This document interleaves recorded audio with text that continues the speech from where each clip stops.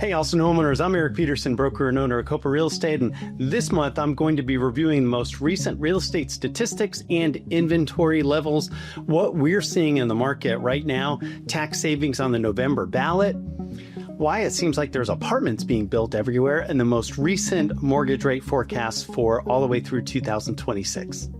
Let's get into it. So the most recent stats for the September Austin real estate market, and this is for the entire Austin MSA area, it's 2,807 sales. That was up almost 6% from last year.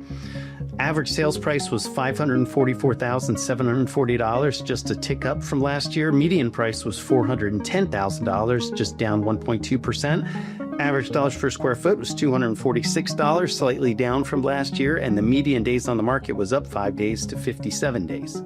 Let's look at the inventory levels. You probably heard that there's a lot of homes for sale right now. So one of the things that I like looking at is how many homes, and these are just single family homes, so how many homes are on the market compared to last year, but also 2019. 2019 was the last year we had a quote unquote normal real estate market before the pandemic started.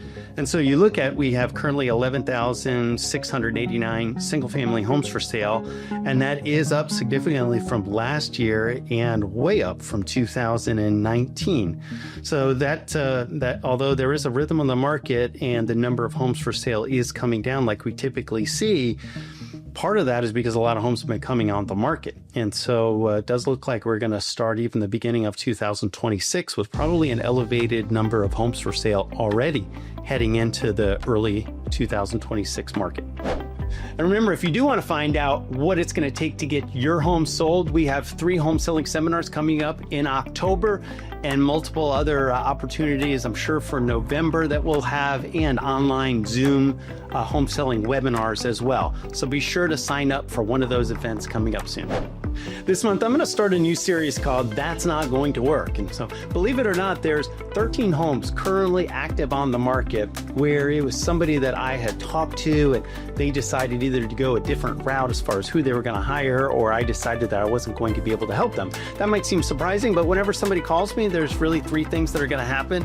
One is that they're going to hire me to sell their house, which is awesome. 2, they're going to decide, maybe they want to hire somebody else. Not quite so awesome, but it's okay. And 3rd is if for some reason I don't feel like I can help them accomplish their goals, I'm going to politely pass on the opportunity. So this is one of the more recent stories of a home that's still on the market. And I want you to understand something, that my business is based on trust. I have a really good business, and largely it's because people trust that I'm not going to screw them.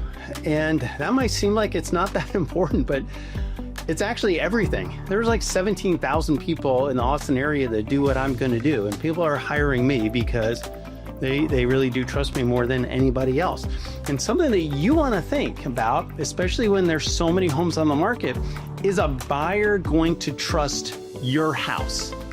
And you're sitting there maybe watching this on your couch and you're thinking, well, of course they are. And that's because you trust yourself, or maybe you understand exactly what's going on with the house. And so, but these are very hard things always to explain to a buyer. So here's the first story that I'm going to start with. I talked to a couple about selling their house. It was a very dated home in Cedar Park, so it had a lot of problems already. In the market price of a first-time home buyer, or they'll probably wind up having to sell it to some kind of an investor. And what happened is they were telling me this long story about something going on with the plumbing inside the wall behind their shower. And it's just been that way. Apparently the house was built that way. And, but it is a defect, right? And they don't want to spend the money to go through the tile, break through the tile to have the plumbing fixed. Totally get that, right? But the problem that they have now is that this is just something that a buyer looking at this in their house, the buyer's not going to trust them. There's no way that the real estate agent, the listing agent, is going to be able to explain this to a buyer. So a buyer's going to be thinking about this going, oh my gosh, how much is it going to cost for me to be able to fix it? We're talking about water. Anytime you got a water damage in a house, or even the potential for water damage in a house, the buyer's going to be worried about mold. And this could be an expense in their mind that could be $30,000, right, to do mold remediation. And it really is likely a very simple fix. Yeah, you got to go through the tile. Yeah, that stinks. Yeah, it's inconvenient. It's going to cost you some money. You're not going to like doing it.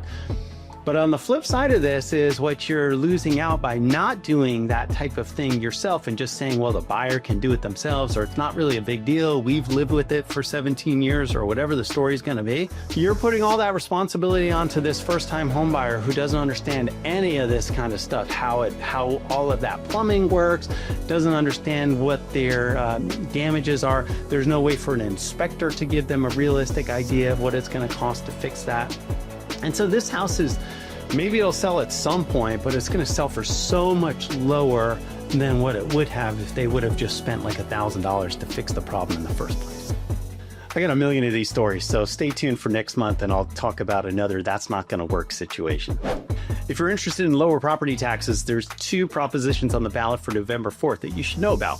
One is to increase the homestead exemption to $140,000, and this is just for school taxes. So what that means is that if it's a homestead property, you won't pay taxes on the first $140,000 as far as the school tax rate goes.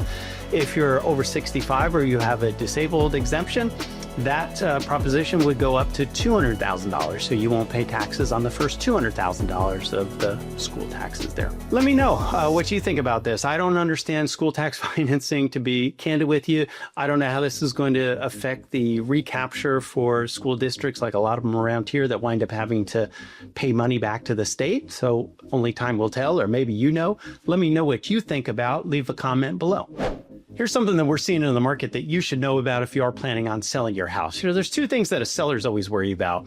One is leaving money on the table, and the second thing is at some point worrying that the house isn't going to sell at all. It's two things that buyers are worried about. They're worried about overpaying, and they're worried about kind of this fear of missing out, that there's always going to be a better home that's going to come on the market.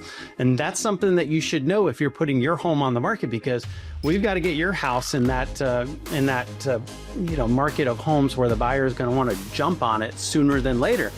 And even when I say that, and I tell these stories, right, people are going to think they're negative, but this is just the way that they are. We had two homes that closed yesterday. One of them, the buyer came for a open house 14 days before they actually made an offer. They came back with their agent later, and then they finally did make an offer. The second home, it was 16 days, right? So they came to an open house and then they came back with their agent. And this is also why the statistics as far as like how many homes sell with an open house is a little bit skewed, because they did come back with their agent, but the first time they were there was at one of the open houses. And so this is, kind of an indication also for a lot of sellers. They have this anxiety that somebody's going to come see your house on Monday morning and then they're going to make an offer Monday afternoon, and they will if it's a really special house.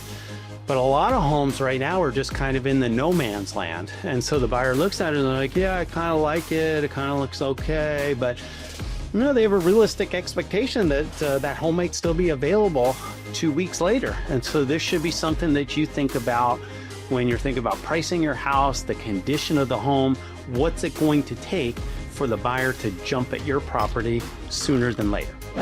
Now here's some kind of good news and bad news as far as apartment goes. If you're driving around, you're probably thinking, why are there so many apartments being built? It just seems that way. And the reason why it seems that way is because there are. Austin's like leading the country in the number of apartments that are being built. So you think about it, people were starting these projects 4 or 5 years ago when the number of people that were moving here and the household formations were so high, right? And so we have tons and tons of apartments, and this impacts things in a couple of ways. One is that the vacancy rate is very low, right? There's so many apartments, but the number of people moving here is not quite as high as it used to be, or certainly that relationship between moving here and people moving out. So there's a lot of vacancies. Apartments are giving away 1 month free rent, all these kind of things. And so that where it affects things, in particular, condo sales. Condos have just, condo market has really basically crashed, for lack of a better word. It also affects the rental market, because somebody can go get a brand new apartment and get 1 month free rent, get all kinds of other things that are free. It's brand new. They can just deal with that property management company, which a lot of people prefer versus dealing with the individual owner. And we have seen that the rental market has slowed down, in part because of this. Here's the good news, and this might not be good news for you if you don't want more people to be around, right? You don't want more traffic and all that, which I totally get for people who have lived here for 30 years or 40 years, but For some of us, this is going to be an incredibly dynamic area, say 5 years out. There's so many cool things that are coming here. So many young people that are moving here, so many young families that are moving here. And in real estate, we talk about household formation. So, what's going to happen is these people are going to form relationships, maybe get married, have kids. Guess what those people are going to want to do? They're going to want to buy houses. And so looking out into the future, I'm really optimistic about the overall condition of the real estate market, 5 years out and all that. Of course, that doesn't help you if you're trying to sell your house today, but it is something that me personally, I'm really happy about. And I really think the future of our area is really bright the next 5-10 years because of that. Finally, I'm going to talk about mortgage rates and a couple things. Again, you're going to accuse me of being negative about this compared to what most people are hoping for. Almost everybody that I talk to is telling me that mortgage rates are going to be significantly lower next spring. I hope so. Nobody hopes that more than me, right? But again, I go back to my January 2024 home selling seminar, and the guy was so angry with me because I just told him I didn't know what was going to happen with mortgage rates, and he was telling everybody they should wait to sell the house because mortgage rates were going to be 5% by June of 2024. Of course, that didn't work out that way. And, again, I don't know what's going to happen. The most recent mortgage rate predictions by Fannie Mae, they have just dropped a little bit from like 6.1% down to 5.9% all the way through the end of 2026. So that is a little bit lower than what it is today. Mortgage News Daily has it around 6.3%. We're seeing quotes from mortgage lenders a little bit lower than that. I'm not a mortgage lender, so I can't give you a direct quote.